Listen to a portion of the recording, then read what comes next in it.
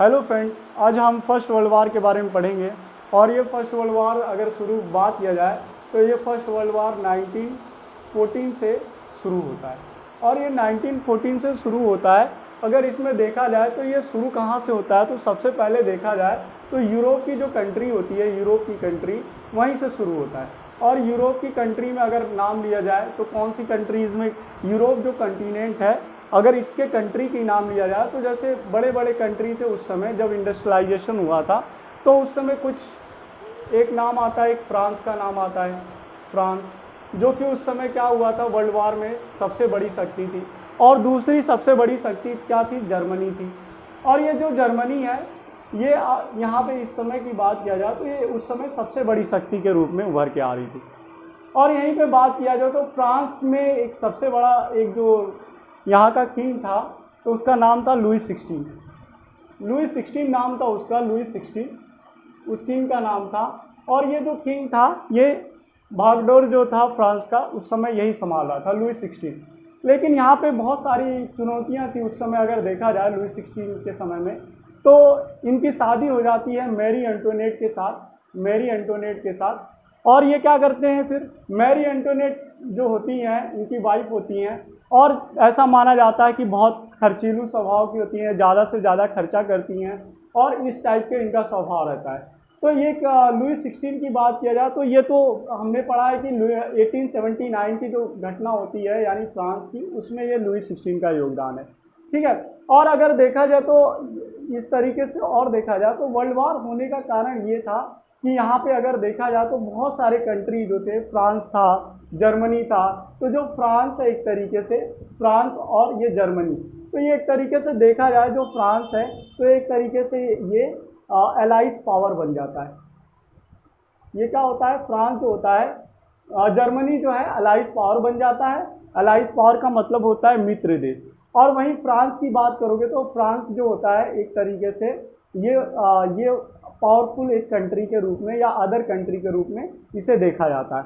और इसके साथ में जब युद्ध शुरू होता है तो फ्रांस के साथ में और देश शामिल हो जाते हैं। जैसे हम नाम लेते हैं फ्रांस, ब्रिटेन, रसिया, फिर उसके बाद बात किया जाए अमेरिका की बात कब आती है, जब सेकेंड वर्ल्ड वार ख़त्म होने वाला होता है 1945 में, तब अमेरिका का इसमें योगदान होता है। क्या होता है कि ये सीधा जापान पे, यानी ये जर्मनी के साथ में जो देश होते हैं, इनके नाम क्या क्या है तो ये भी याद होना चाहिए। जर्मनी हो गया, ऑस्ट्रिया हो गया, तुर्की हो गया। और उसके बाद में अगर देखा जाए तुर्की, वही ओटोमन एम्पायर वाला जो है राज, वही तुर्की की बात कर रहे हैं।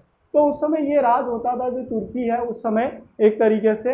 तो इसमें और भी देश शामिल हो जाते हैं। बाद में इंडिया शामिल हो जाता है। इंडिया इसलिए शामिल होता है ताकि इनकी एक कंडीशन होती है, जो ब्रिटिश लोग होते हैं, कि अगर आप हमारा साथ दोगे वर्ल्ड वार में तो हम आपको क्या करेंगे, आज़ाद कर देंगे। तो इंडिया के जो एक तरीके से जो सोल्जर्स है बना के और जर्मनी के साथ में योगदान देके और ये युद्ध लड़ते थे इसके साथ में। फर्स्ट वर्ल्ड वार में हमने देख लिया फ्रेंड कि फ्रांस, ब्रिटेन, रूस, अमेरिका, ये क्या होता है, अमेरिका लास्ट में ये वर्ल्ड वार को जब ख़त्म होता है तब हिरोशिमा और नागासाकी पे ये बम गिराता है। 6 अगस्त और 9 अगस्त के बीच में ये 1945 में ये बम गिराता है, और जिससे ये युद्ध शांत हो जाता है।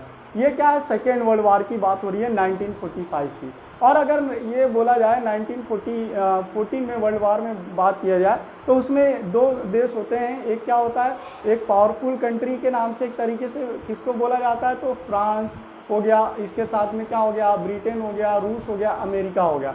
लेकिन यही देखा जाए जर्मनी में, तो जर्मनी के साथ ऑस्ट्रिया, तुर्की, इंडिया, ये सब शामिल होते हैं। और लास्ट में इसके साथ में जापान भी शामिल हो जाता है।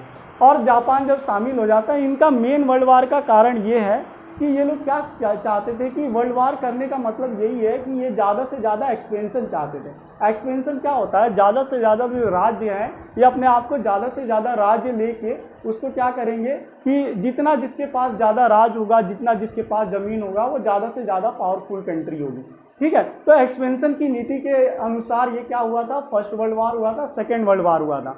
और इसमें मैं एक बार फिर से रिपीट करा देना चाहता हूँ, जो फर्स्ट वर्ल्ड वार है 1914 में शुरू होता है। और ये कहाँ से शुरू होता है? यूरोप कॉन्टिनेंट से शुरू होता है। और यूरोप कॉन्टिनेंट में बहुत सारे कंट्रीज़ आते हैं। कंट्रीज़ के नाम हो गए, पहला जो मेन कंट्रीज़ है जो वर्ल्ड वार जहाँ से शुरू होता है, फ्रांस हो गया, जर्मनी हो गया, ये मेन कंट्रीज़ है। तो इसमें जो वर्ल्ड वार होता है, अगर बात किया जाए तो ये क्या होता है वर्ल्ड वार में, अगर देखा जाए तो ये क्या यहाँ पे अगर फ्रांस और जर्मनी का, कभी क्या करता था, फ्रांस जो है जर्मनी के क्षेत्र यानी छोटे छोटे क्षेत्र एक तरीके से उसको जीत लेता था, कभी जर्मनी जीत लेता था वर्ल्ड वार में। तो इस तरीके से क्या हुआ, जो मित्र देश थे और जो पावरफुल देश थे, तो पावरफुल तो भाई ऐसे रुकेंगे नहीं, तो ये क्या हुआ, ये धीरे धीरे जो है एक वॉर, ये एक तरीके से वॉर था, इससे वॉर था, लेकिन धीरे धीरे वर्ल्ड वार में हो गया। वर्ल्ड वार में होने का मतलब क्या हुआ कि सारे देश एक जगह एकजुट हो गए, यानी छोटे छोटे जो ये कंट्रीज हैं एक साथ में जब जुड़ते गए और एक दूसरे के साथ ये दूसरी कंट्रीज हैं ये क्या करते गए, लड़ते गए,